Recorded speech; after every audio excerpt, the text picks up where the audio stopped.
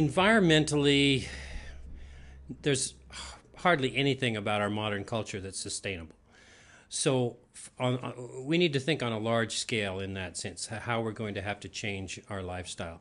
We're simply going through the resources of the planet too fast. And there's no sense quibbling over peak oil, or, we're way past peak everything. Like I mentioned before, we're adding 75 million people to the planet every year. We're not remotely keeping pace with the infrastructure for all those. So the solution ultimately is going to be not to tack ecology onto our economic system like an afterthought or a marketing slogan for more products. Ultimately, we have to learn what it means to live inside an environment. We are nature. Our economic system is a wholly owned subsidiary of nature, of the environment. We have to understand that at a very, very deep level. So ultimately, the solution for all of us, we can probably still have most of the great technologies we have on the planet, but we can't just burn up the forests and the petroleum and spoil the air and dump toxins in the water the way we have. We have to go back to much more natural primal systems. We have to learn to design our human systems in concert with nature. I'll give you an example. Power systems, for example, because we're at the end of the oil era, or the downslope of the oil era, now we're talking about, the corporations are talking about nuclear power as the answer to replace oil. But again, it's just one more large monopolistic form of power that can be controlled and centralized. The real solution, and this is already happening in the Philippines, in Thailand, and in Vietnam, and many places where small-scale, village-sized power systems, run-of-river wind, solar systems, enough to power enough electricity so people can have computers and internet. And these are the sort of systems we have to move toward. Growing your own food is extremely important.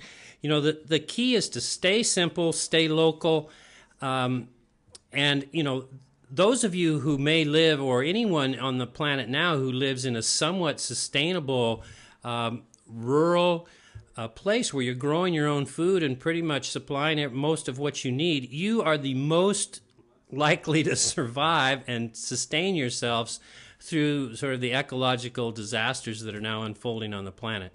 So it's very interesting the way this discussion's going, because on the one hand, we're talking about the wonders of modern technology in the media.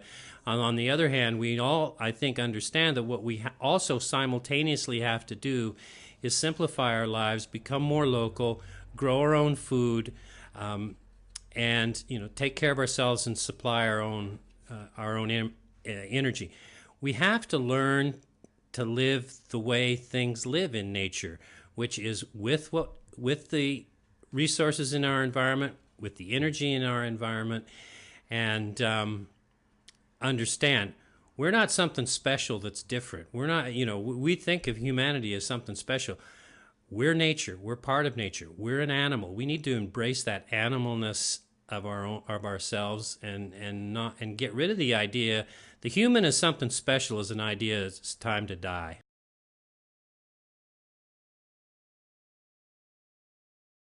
The vision is very simple, and it's very, very, very one vision, and the goal I have is to bridge the divide.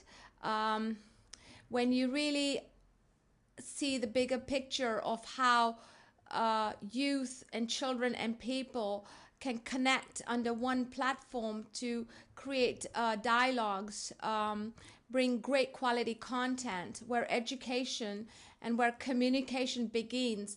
What we are doing now is creating voice, and it's about the voices that are never being heard. Voices in Africa, voices in India, voices in South America, voices in Tajikistan, voices in developing countries that could never be heard can now be heard on this platform. Earlier on we had youth from Tanzania. They're working on HIV/AIDS in Tanzania. In their life, they have never experienced something like that, and they were there earlier, And when you see youth and people from other parts of the world getting to meet entrepreneurs, artists, entertainers in North America, that is really what happens. Is the divide is now no longer the divide, it's basically a gap coming together. We are so all disconnected that the only way that I was called to action is to create this platform so that people can come and connect and dialogue and contribute. But ultimately it is not about all this technology. It's not about all what people do in life. It's not about, well, I did this and it is about the power of love, and the power of love that can be brought into this platform where transformation and change can take place. And it's people's media. It's about people's media. It's about people's voices that need to be heard.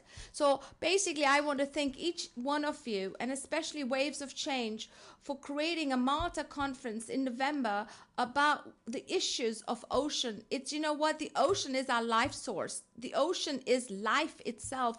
Why on earth are we going to destroy something that is so beautifully created by the Creator itself? And I think it is something very important that youth and children these days, I notice, are so conscious and so aware that it's our land, it is our world, it is our earth, and we have the right to speak about our world.